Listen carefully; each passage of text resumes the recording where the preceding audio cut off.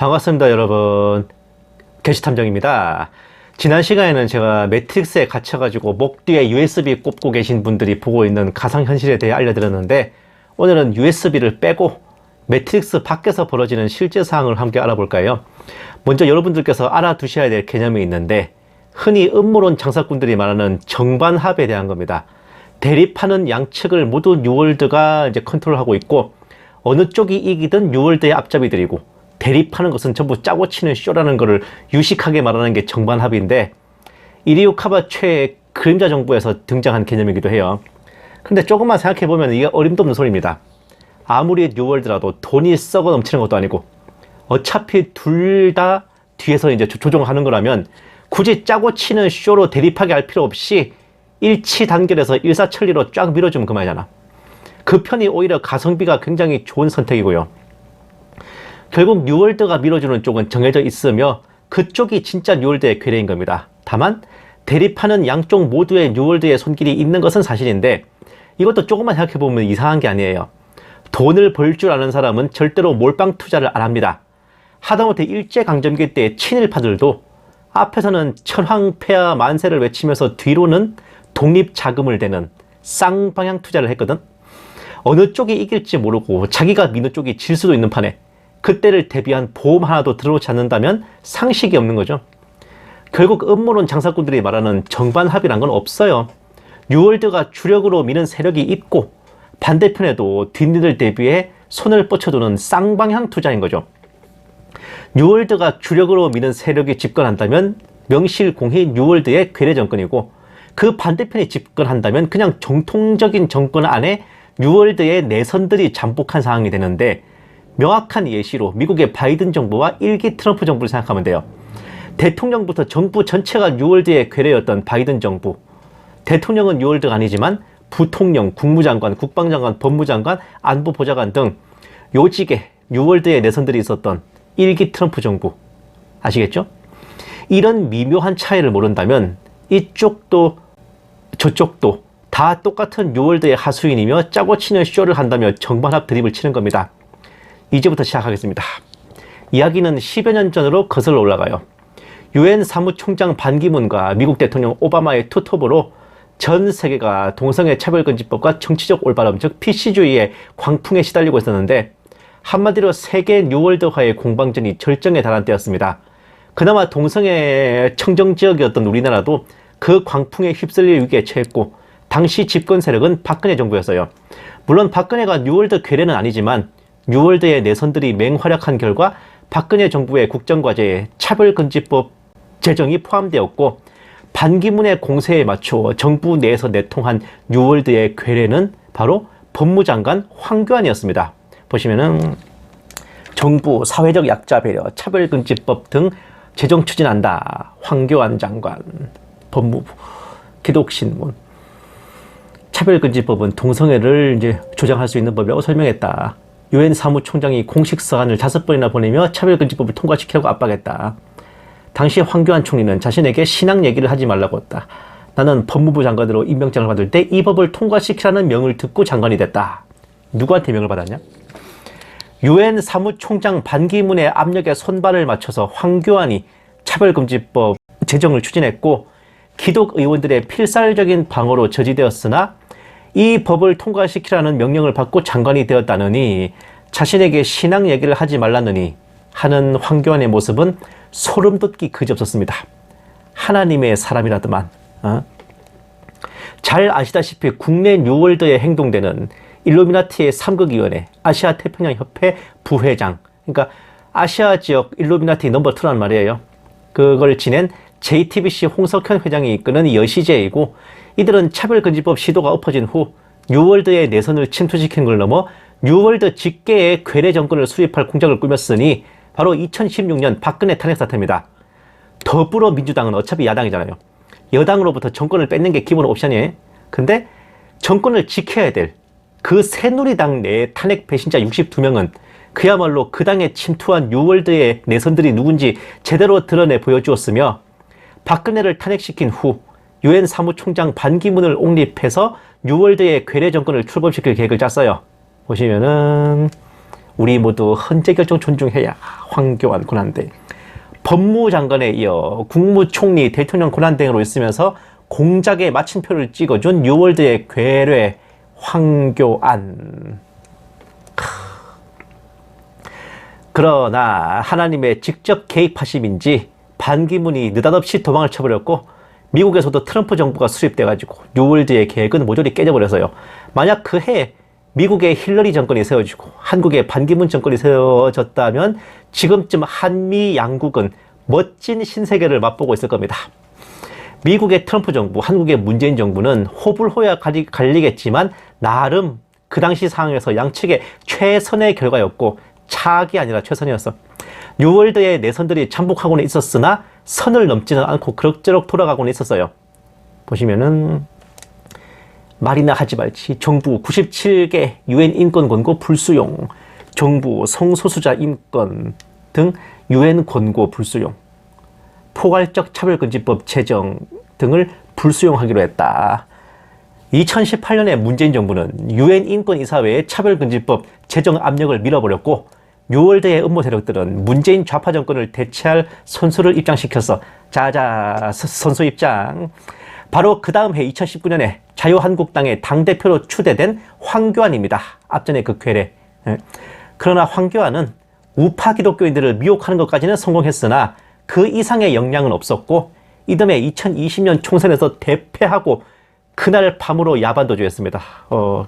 이렇게 뉴월드는 또 한 분의 쓴맛을 보았지만 썩어도 준치고 부자 망해도 3년이라고 오래도록 쌓아온 내공은 어디 가지 않았고 2020년 말에 미국 대선에서 트럼프의 재선이 실패하고 바이든 정권이 수립되어서 뉴월드 괴뢰 정권의 출범에 성공했어요. 문재인은 내부 분쟁 과정에서 박원순, 안희정 등 뉴월드의 내선들을 더러 숙청하면서 추가적인 반격탄을 날렸고 여시제는 새로운 선수를 투입해 괴뢰 정권 창출을 시도했으니 그들이 바로 문재인 정권 내에 잠복한 내선이었던 윤석열과 한동훈입니다. 보시면은 동성애 지지한 윤석열, 반기문처럼 전락할까? 동성애 옹호자로 진작 알려져 있었던 윤석열. 또 보세요. 동성애, 동성혼 옹호 윤석열 검찰총장 후보자 임명 취소 촉구. 윤석열 후보 동성애 합법화하겠다는 건가?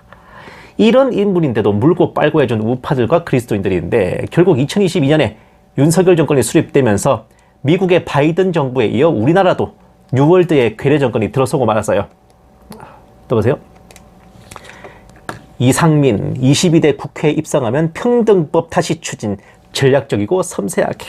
이상민 국민의힘 의원, 더불어민주당 비판도 진보의 가치를 추구한다지만 정치적 상투에 불과했다. 한동훈 위원장, 이민청 차별금지법으로 이어질 수도. 한미 양국이 모두 뉴월드의 괴뢰 정권에게 먹혔으니 그쪽의 아젠다가 술술 진행돼가지고 우리나라에도 차별금지법이 통과돼야 할 테지만 국회가 끄떡 않고 막았었어요. 한동훈은 이민청 추진에 이어서 차별금지법 발의를 주도하던 의원 이상민 의원을 국힘으로 영입해오면서 줄기차게 공작을 했지만 끝내 실패했는데 겨우 개헌 저지선만 보유한 당이랑 180석 이상을 가진 거대 정당 중에 차별금지법을 막은 쪽이 어느 쪽이었을까? 아니 딸랑 100몇 석 가지고 막을 수나 있었고? 우리가 알던 거랑 좀 달라요 사실은. 또 보세요. 동성애 옹호법 만들었던 인물인데 총리 후보라니. 김한길 차별금지법 대표 발의 논란. 윤석열 정부에서 총리 후보로 나온 인물까지 동성애 옹호를 하던 인사였고 저번 윤석열 정권이 차별금지법 위협의 최대 위기였어요. 그러나 사사건건 윤석열 정부의 발목을 잡고 늘어진 더불어민주당이 장악한 국회의 문턱은 그야말로 난공불락의 방패였습니다. 그러는 사이 바이든의 임기가 끝나고 괴뢰 정권을 이어가기 위해 내세운 해리스가 트럼프에게 패하고 4년 만에 트럼프가 재선에 성공했어요. 한미 양국의 괴뢰 정권 중에 미국의 괴뢰 정권이 무너지자 뉴월드 입장에서는 발등에 불이 떨어진 상황이었고 한국의 이 뉴월드 괴뢰 정권을 계속 막아서던 국회를 갈아버리고 뉴월드화를 위한 최후의 한방을 시도했으니 바로 윤석열의 계엄령입니다.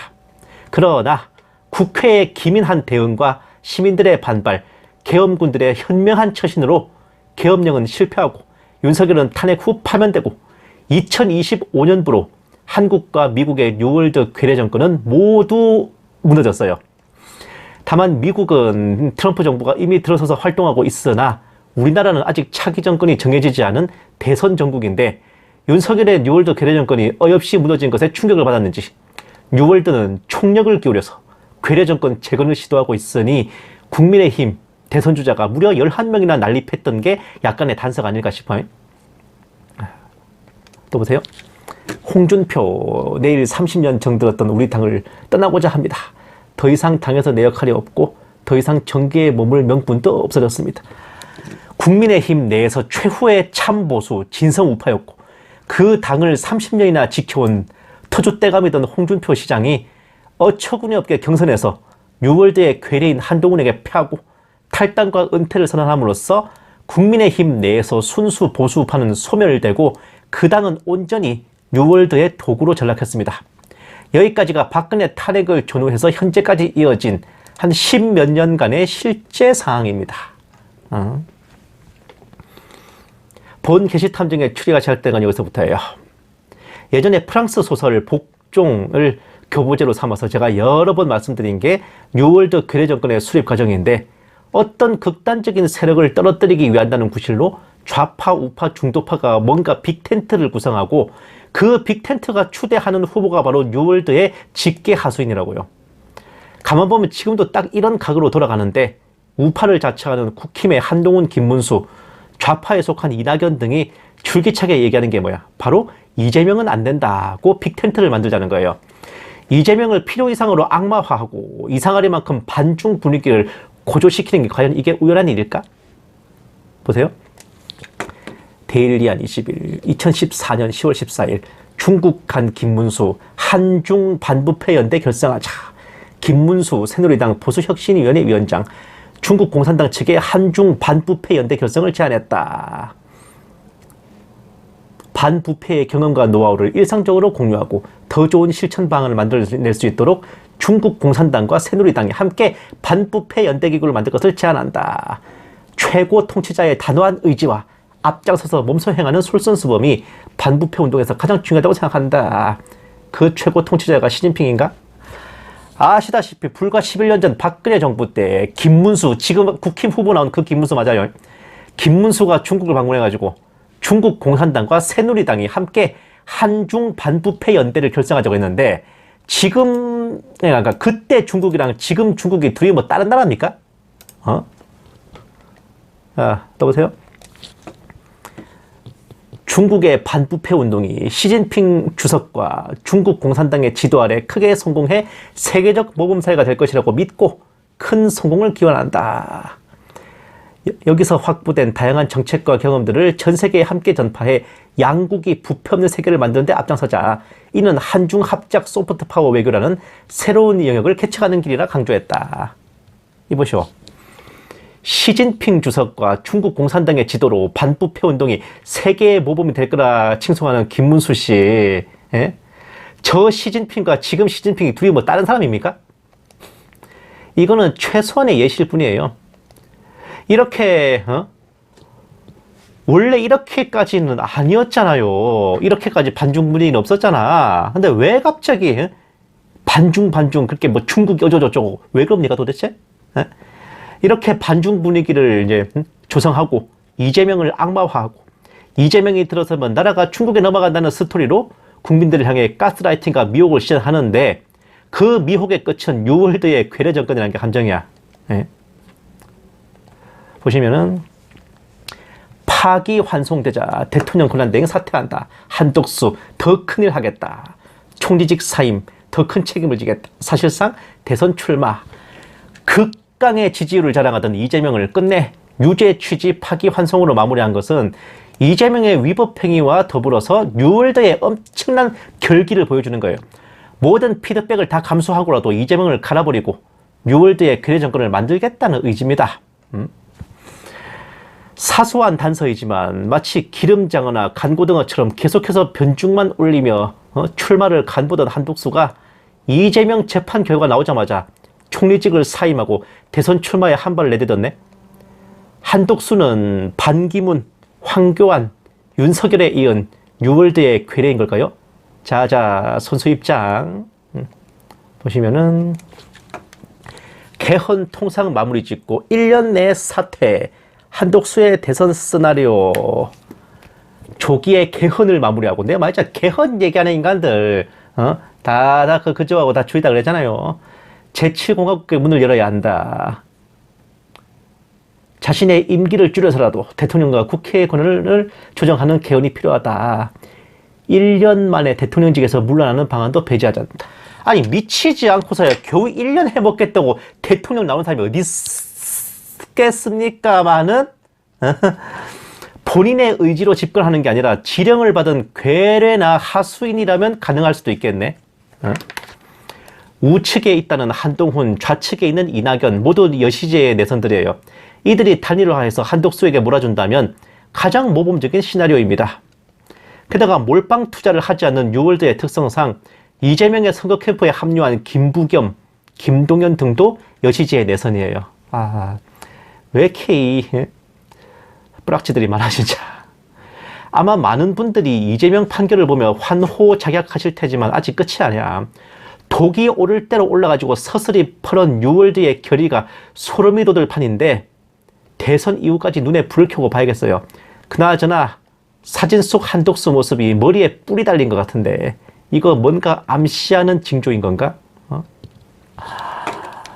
감사합니다. 게시탐정이었습니다.